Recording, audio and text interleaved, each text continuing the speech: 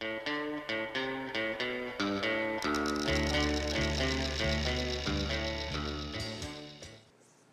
what's up, everybody? Back again for another album review. Going back to my 1967 series, gonna talk about the Monkees, a band that didn't get a lot of respect back in the 60s, and semi understandably so, and still doesn't get much respect nowadays. Totally not understandably so nowadays. I'm going to be talking about their fourth album, Pisces, Aquarius, Capricorn, and Jones, which was released on November 6th, 1967. It was amazingly their third album of 1967, their third album in 1 year, and they famously outsold the Beatles and the Rolling Stones combined in this year, which is totally amazing. They're thought of as a manufactured band, which they are. They were concocted together. People held auditions for people to be in this band. This band wasn't really supposed to be a band, and be on this TV show. And they got Mickey Dolenz, Peter Tork, David Jones, and Michael Nesmith. And what happened was they started recording music for the show, and people like Michael Nesmith and Peter Tork, who were musicians before this all happened, were upset that they weren't allowed to play their instruments. They had to record other people's songs. And, they were hired for a TV show. They weren't hired to be a real band, but they weren't happy with this. It eventually came to a head with producer Don Kirshner, music director Don Kirshner, who picked the songs for him and everything else. And it came to a head, and eventually Kirshner was booted out. And the Monkees were given more musical freedom, especially as far as the playing of the instruments goes, and overall musical direction. And so the third album before Pisces Aquarius was Headquarters, and that was the first album where they had control over the music. They played the instruments, most of the instruments. They wrote a lot of the songs, and the most important thing was they had control over it. Now, after this happened, I guess they had a hard time recording Headquarters. Mickey wasn't real keen on playing the drums. He was picked as the drummer when he was hired. He had never played drums before. He haphazardly figured it out because they had to play live. He was never an amazing drummer, but he was very competent on Headquarters, and I think it's a shame they decided not to do it anymore. But what they decided for their fourth album, Pisces, Aquarius, Capricorn, and Jones, is that they would use these studio musicians again, but they would also play instruments too. The Monkees would play instruments. These studio musicians would play instruments. The Wrecking Crew.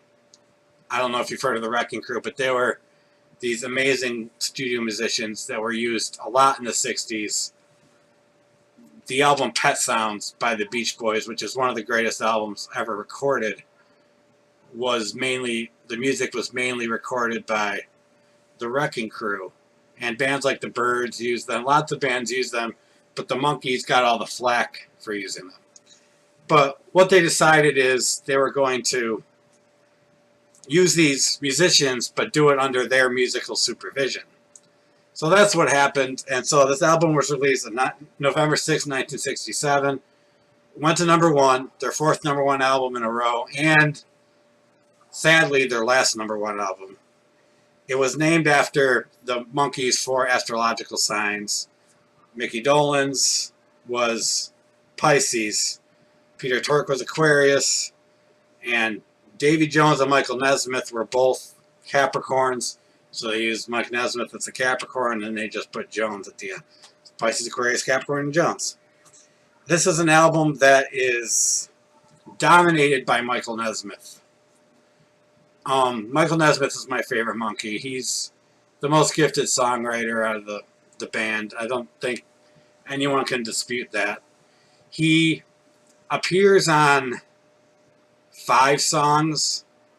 He sings 5 songs on this album. There's 13 songs in the album. He sings 5 of them. And he also wrote 2 songs, one of which he sings, one of which Mickey Dolenz sings. So 6 of the 13 songs, basically half the album, is directly Michael Nesmith related, which is great for me and great for the album, I believe.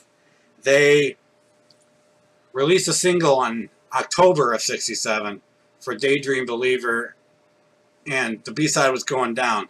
Originally, the single was going to be Love Is Only Sleeping on the A-side, a track from Pisces Aquarius, and I forgot what was going to be on the B-side. Going Down, I think, was still going to be on the B-side.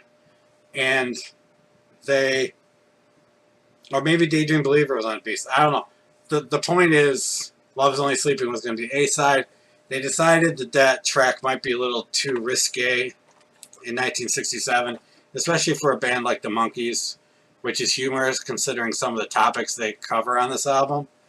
But they released Daydream Believer. It was a massive #1 hit. I personally prefer Love Is Only Sleeping. I like Daydream Believer. It's definitely a pop song, but it's a catchy pop song. It's a good pop song. But, yeah, Love Is Only Sleeping, I think, is better. And I think it would have better represented the Monkees at that time.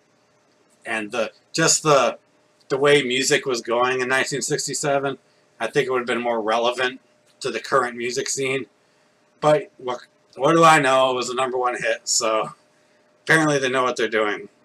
So let's talk about the songs on the actual album. Now remember, oh, by the way, that Daydream Believer single was also their last #1 single. But the songs on this album, now, Love Is Only Sleeping was originally not going to be on the album. It was going to be on the single, ended up on the album, so I'll get to the album tracks.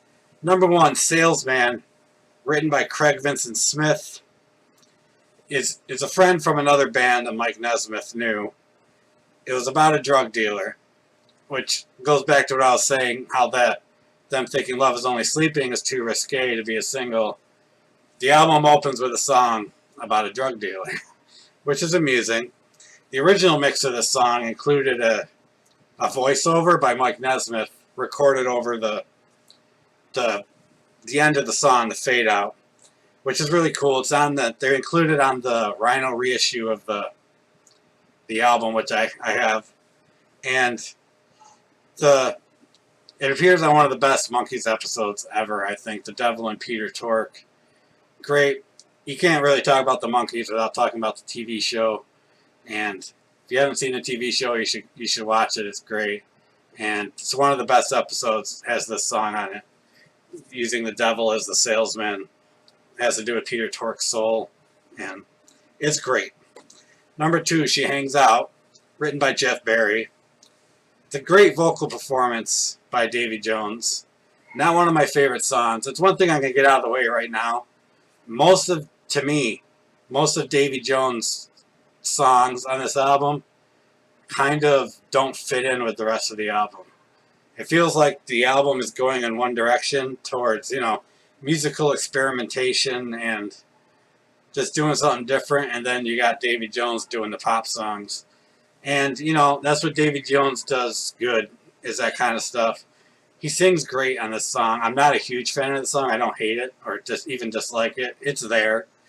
They actually recorded an earlier version of this song back in the Don Kirshner days, right before he was outed.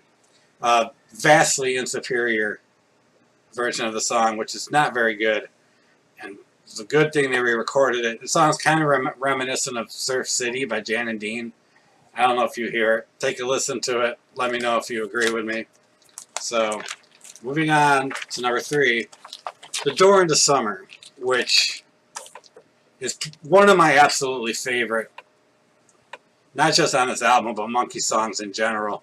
It's written by Chip Douglas and Bill Martin. Chip Douglas was the producer of this album. He used to play with the Turtles.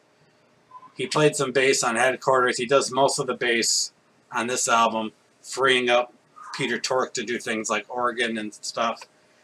This is before bands would, you know, just do so many multiple tracks that you didn't really need to worry about that. But the title is taken from a science fiction novel dealing with time travel, written by Robert Heinlein. I don't know how you pronounce it. But it's really an amazing track, sung by Nesmith. Mickey Dolenz does backing vocals, and just something about Michael Nesmith and Mickey Dolenz harmonizing together. It's one of the greatest things in the history of rock music to me. People don't talk about it. When you talk about harmonies, you talk about the Beatles, you talk about the Beach Boys, you talk about the Byrds, you talk about Simon and Garfunkel, stuff like that. Mickey Dolenz and Mike Nesmith singing together is a wonderful thing. And if you haven't heard the new Monkees album, Good Times, with me and Magdalena, they both sing on that, and it sounds just as good as it did in the 60s. Those two singing together is great. But it's, like I said, it's a fucking great track. Sorry for the swearing, but whatever. And it's about someone who realizes too late that measuring life as far as wealth isn't the way to do things, and realizing they can't buy back all the years he wasted accumulating this wealth. And it's kind of a sad song, but man, is it a good freaking song. There's so many on this album. It'll be a recurring theme to this album is just great, great songs. Alright, number 4. Another great song. Love Is Only Sleeping. This is the one that was supposed to be the single. Wasn't originally going to be on the album, but they put it on there. It's written by Barry Mann and Cynthia Weil, who was one of the Brill Building songwriter teams, along with, you know, Carole King and her partner. We'll get to that later. And it's originally supposed to be a single, like I said. It's a great song. The guitar line is wonderful. Drop D tuning. A lot of reverb. There's a lot of sound effects going on in this album. I think Mickey Dolenz did some of the sound effects. And one of Mike Nesmith's best vocal performances he's ever done, in my opinion. And again, Mickey Dolenz provides backing vocals on the song, which sounds amazing. And on some of the tracks in this album can compete with any band releasing anything at the time, including the Beatles. And the fact that they're looked on as they are still is just a crime to me. But yeah, moving on to number 5, Cuddly Toy. Harry Nilsson wrote this song, the great Harry Nilsson. And it's another one of the Davy songs that I think kind of moves away from the whole sound of the album. Not to say it's a bad song. It's like a vaudeville-style Broadway thing that Davy likes to do. And it's funny because it seems like such an innocent song. You know, you're not the only cuddly toy. But it's really about a sexually promiscuous woman who is used by men and is told by men that she's not the only one that is being used. And it's just another thing on a Monkees album you're not used to hearing. Something that would not fly during the Don Kirshner era. But it's a decent song. It's not one of my favorites. I'm going to get into after this.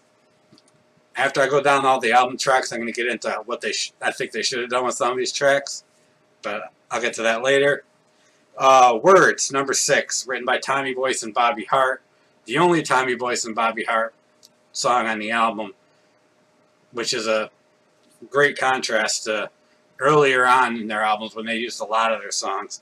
This song was actually recorded earlier during the sessions for More of the Monkees, their second album, which was released in January of '67. And Mickey sings lead, I guess. Well, Mickey sings lead, but he switches lead with Peter Tork a lot. And they sound really good. The main difference between this and the early version, I think, is the middle part. There's a flute thing going on in the middle of the earlier version. And this version has Peter Tork's organ, which I think improves it and sounds better. Plus the early version, which I liked a lot, they had a little backwards tape thing going near the end, which was really cool. They didn't do that here, but still a great version. It was released as the B-side of the Pleasant Valley Sunday single, was released in July, I believe, of '67. and it actually reached number 11 on its own as a B-side, which is great. I actually saw, well, it's about, I was going to say, it's about a man finding out his girlfriend is deceitful, she's lying to him, and that's basically what it's about. And I saw Mickey Dolenz on July 4th this year. I saw him, he played a free concert near where I live, and he actually did words with his band. His sister Coco was part of the group, and it sounded great. I would have loved to hear Peter sing with him, but I was surprised they did words. I was happy they did, and it was great. The producer, Chip Douglas, plays a great bass line in this song. Just everything about the song is great. Then we get to number 7, Hard to Believe. Written by Davy Jones, Kim Capley, Eddie Brick, and Charlie Rocket. And I don't know why it took 4 people to write this song, because this song is not good. Like I said before about Davy's songs on this album, not a huge fan. His vocals are fine, but the song is just, I can't deal with it. It just brings, you're building up on this album, and then you hit this track, it's just like, really? It's the worst song on the album, I believe. Davy's first writing credit, and I guess that's basically all you can really say about the song. It's the only song that wasn't used on the TV show. The only song from this album that wasn't used on the TV show, and that should really tell you something about this song. No other members of the Monkees. The only song on the album where no other members of the Monkees are on the track. Only Davy Jones. And it's a bad song. If you disagree with me, that's fine. I know there's people that like this song, but not a fan. This is one I skipped right over. Alright, number 8, What Am I Doing Hanging Around? Written by Michael Martin Murphey and Owen Castleman. Now, Michael Martin Murphey was an old friend of Mike Nesmith. Him and Owen Castleman were in a band called the Lewis and Clark Expedition, which were label mates of the Monkees on the Cold Gems label. And so he's like, yeah, I like the song. I'll do the song. I'll help you out. Gets Michael Martin Murphy and Owen Castleman some money. And he really liked the song, so he recorded it.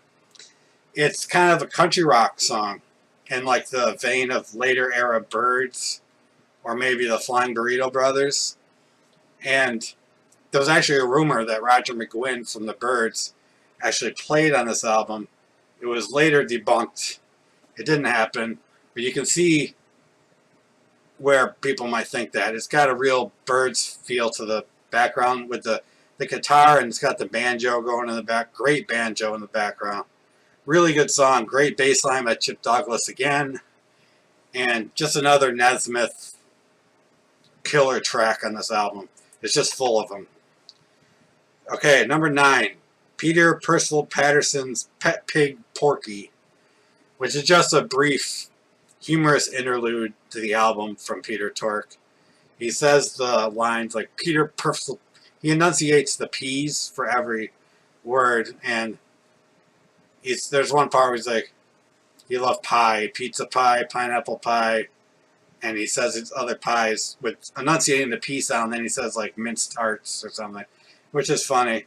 There's no P sound in it, so that part amuses me. But otherwise, it's pretty much a throwaway track.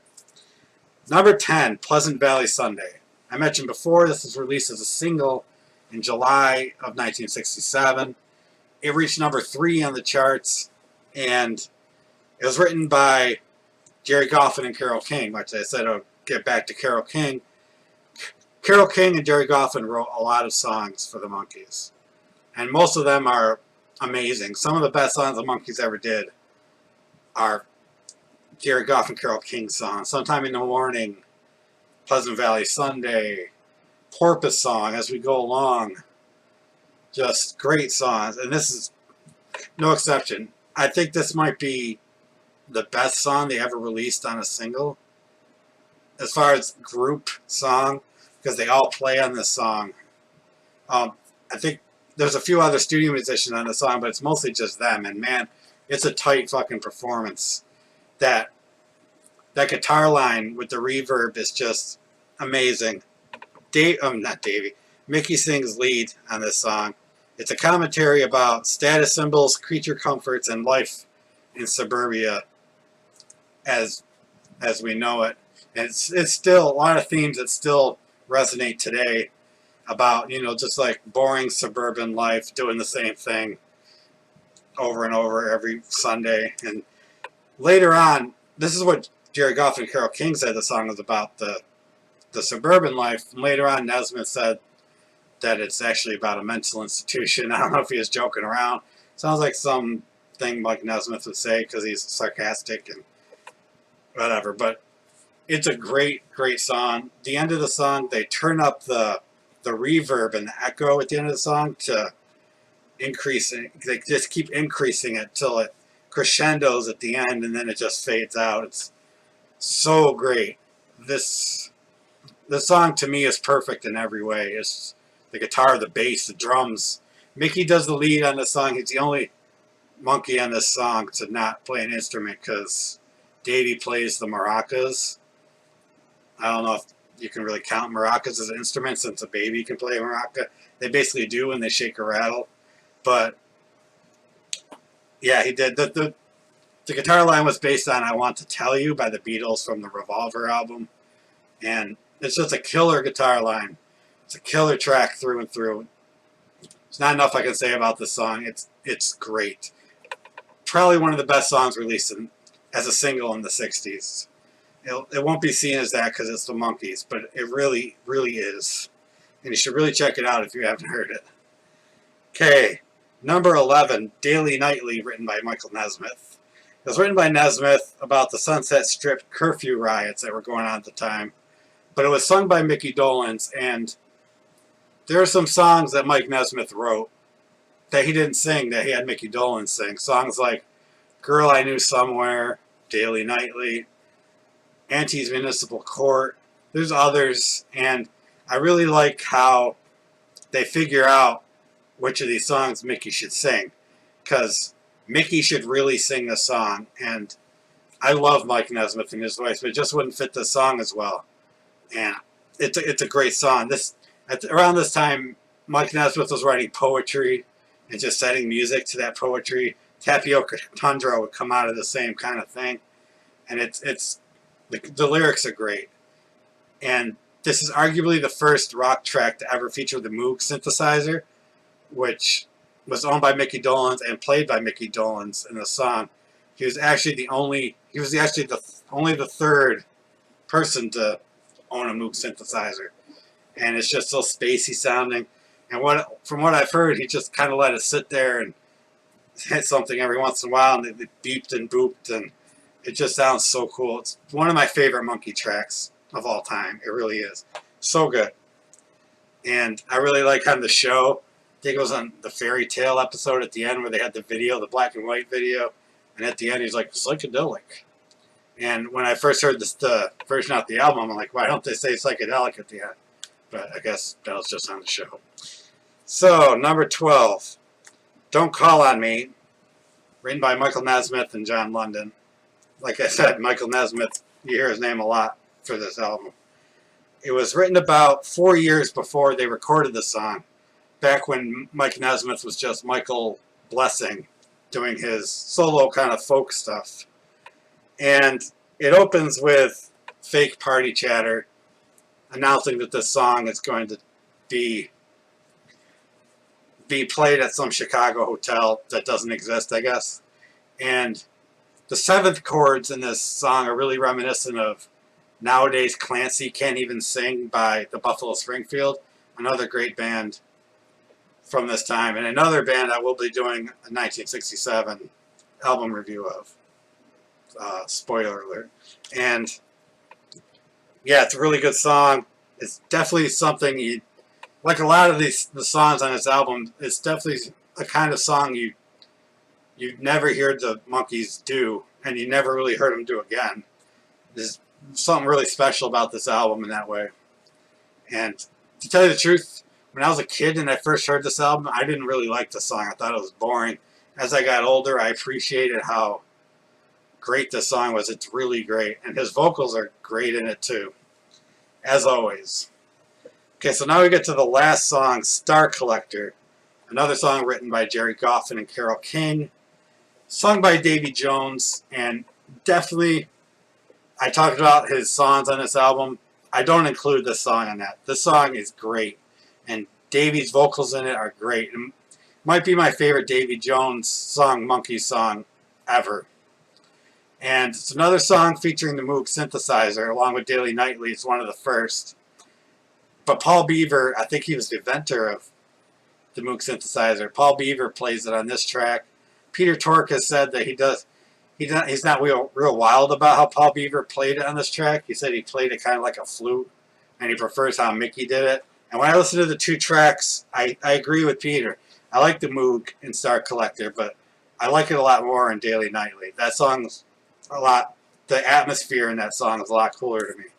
But speaking of songs that you wouldn't, and songs and topics that you wouldn't expect the Monkees to ever do a song about, was groupies. This song is about groupies, and it takes kind of a, what do you call it, a dismissive attitude towards groupies. You know, think I'll let her keep on going wherever it is she's going to. Like, I think I don't love her, but what does he say in that line? I think I love her. I think I love her. I just don't respect her. That goes. That's what it's about. And you wouldn't expect the Monkees to do a song like this. It's a wonderful way to close the album. The Moog synthesizer goes all over the place. The drums at the end go all over the place. Everything just goes crazy near the end of the song. And you have Mickey saying bye bye, bye bye at the end, and it's just so great. I know I keep saying great and wonderful and everything. That's what this album is, really. It's right up there with the great albums of the 60s, I believe. And it's sad it doesn't get the recognition it deserves. It really does deserve it. And now I'm going to talk about what I said I was going to talk about. What I would do with some of the songs on this album. Hard to Believe I would take out. Take it out. I know, put Daydream Believer there. Daydream Believer was recorded around this time. They saved it. Used it on their next album, their fifth album, The Birds, the Bees, and the Monkees. They put it on there to basically ensure sales. But I think it's kind of sucks to have a song that was recorded, especially in the 60s. A song recorded almost a year earlier, included on an album.